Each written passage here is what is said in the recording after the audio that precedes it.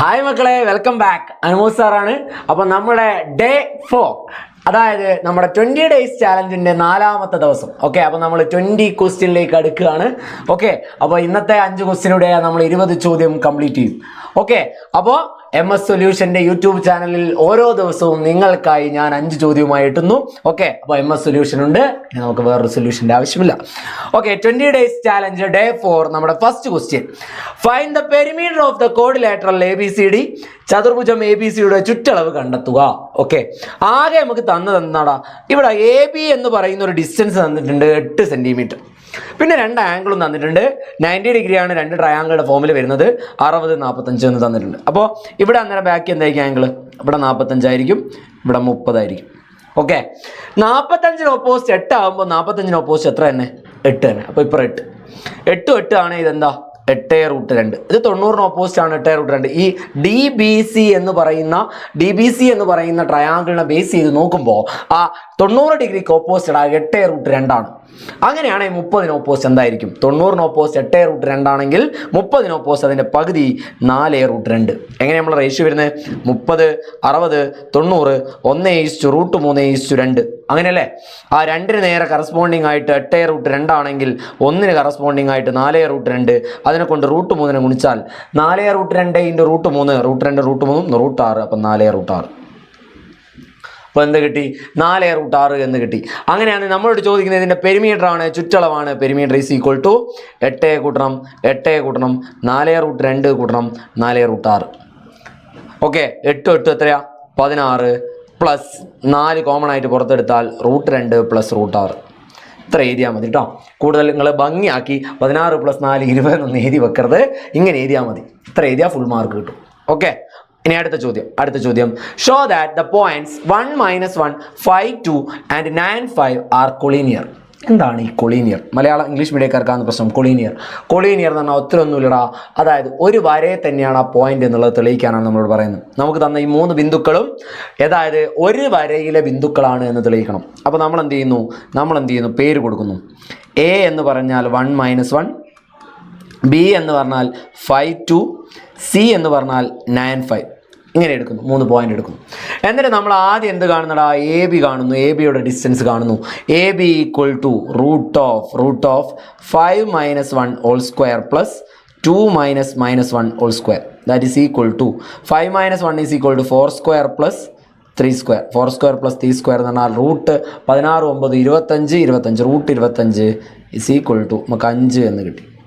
AB 5 കിട്ടി. ഇനി അടുത്ത് നമ്മൾ BC കാണുന്നു. BC equal to root of distance ആണേ കാണുന്നു, ഓരോന്നും തമ്മിലുള്ള distance 9 - 5 whole square plus 5 - 2 whole square. That is equal to 9 - 5 പോയാൽ 4 സ്ക്വയർ, 5 - 2 കുറച്ചാൽ 3 സ്ക്വയർ. നേരത്തെ അതേ സാധനം തന്നെ. അപ്പോൾ നമുക്ക് ഇതിൻ്റെ ആൻസർ എന്ത് തന്നെ?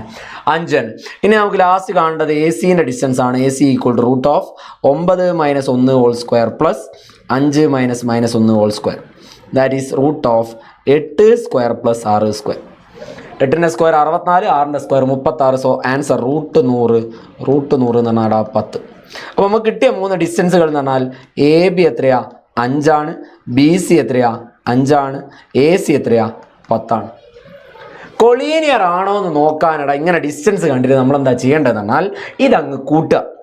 ഇത് കൂട്ടിയാൽ അതായത് ചെറിയ 2 എണ്ണം കൂട്ടി നമുക്ക് വലുത് കിട്ടണം. അതായത് AB + BC ഈക്വൽ ടു നമുക്ക് എന്ത് കിട്ടിയേക്ക്? AC കിട്ടിയേക്ക്. AB + BC ഈക്വൽ ടു എന്ത് കിട്ടിയേക്ക്? AC കിട്ടിയേക്ക്. അതുകൊണ്ട് ഇതെന്താണ്? കൊളീനിയർ ആണ്. ഇത് ഒരേ വരയിലാണ്.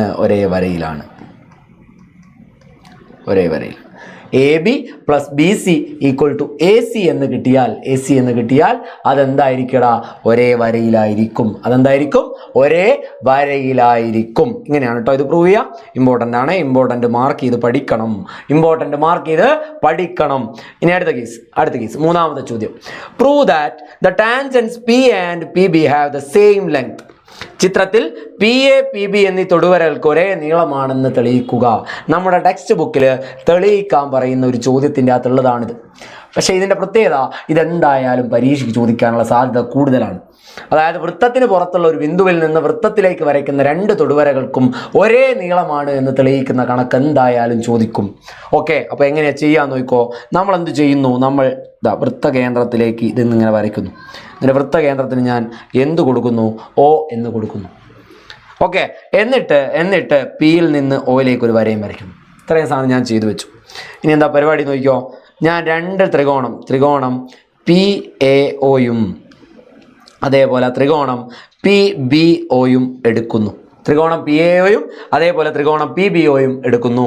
ഈ രണ്ട് ത്രികോണത്തിൻ്റെ അകത്തും PO equal to PO equal to PO. എന്തുകൊണ്ട്? അത് കോമൺ സൈഡാണ്, പൊതുവശമാണ്. ഇനി അതേപോലെ തന്നെ എടാ ശ്രദ്ധിച്ചോ, OA equal to OB. OA equal to എന്താണ്?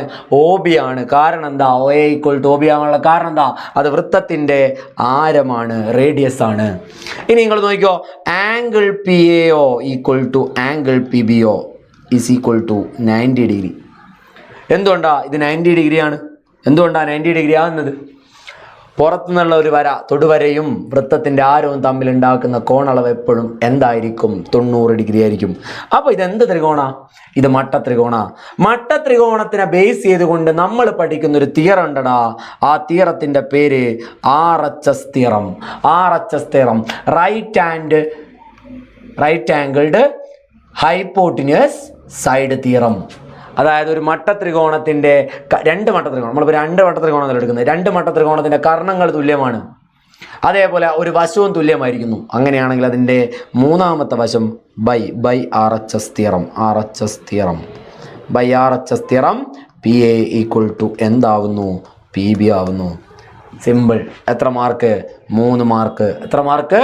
3 മാർക്കിൻ്റെ ചോദ്യം. 3 മാർക്കിൻ്റെ ചോദ്യമാണെടാ, 3 മാർക്കിൻ്റെ ചോദ്യം.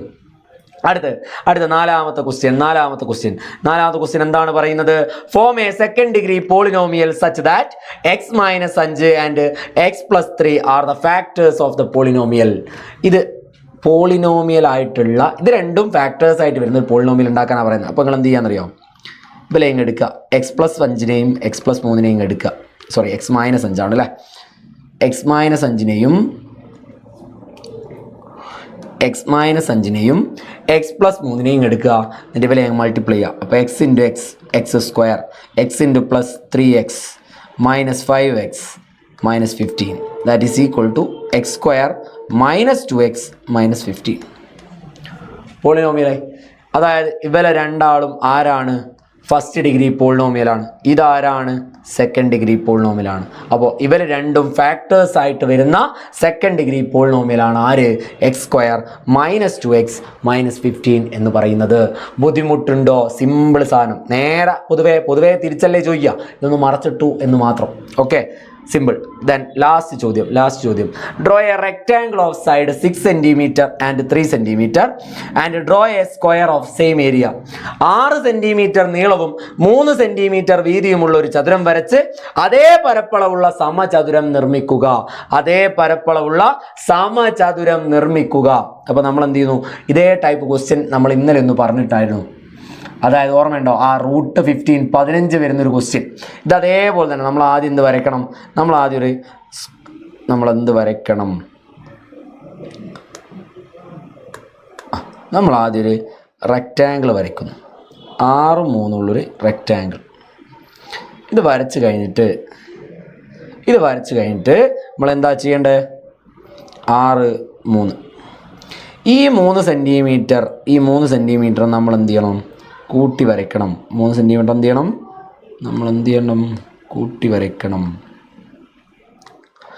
ഈ 3 സെൻറ്റിമീറ്റർ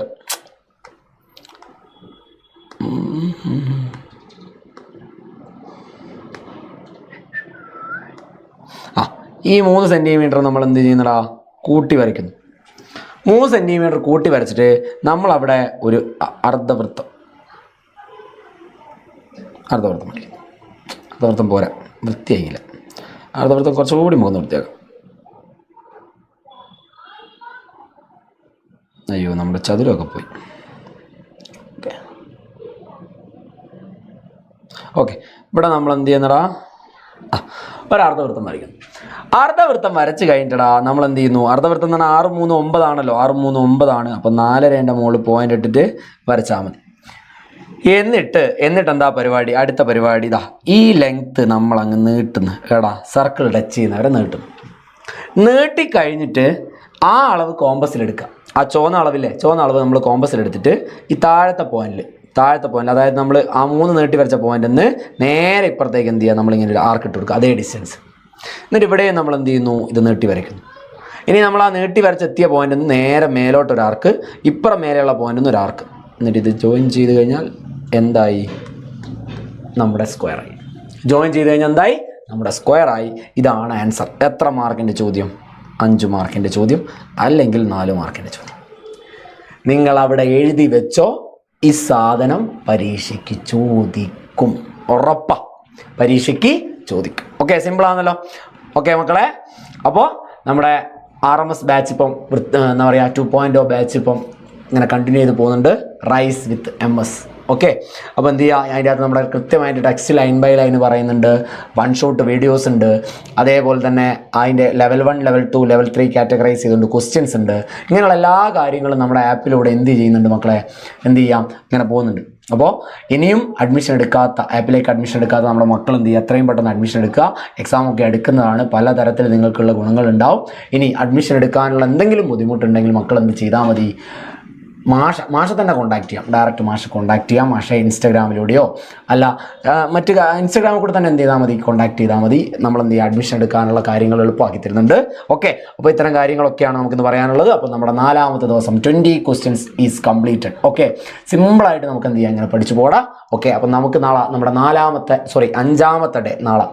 ഓക്കെ, 5ാമത്തെ ഡേയിലേക്ക് നാളെ കിടക്കാം. നാളെ ആയാൽ എന്തായി, നമ്മുടെ 1/4 ആയി. 4ൽ 1 ഭാഗം നാളെ കൊണ്ട് നമ്മൾ എന്ത് ചെയ്യും, കംപ്ലീറ്റ് ആവും. ഓക്കെ, അപ്പോൾ കൃത്യമായിട്ട് പഠിക്കുക മക്കളെ. Thank you.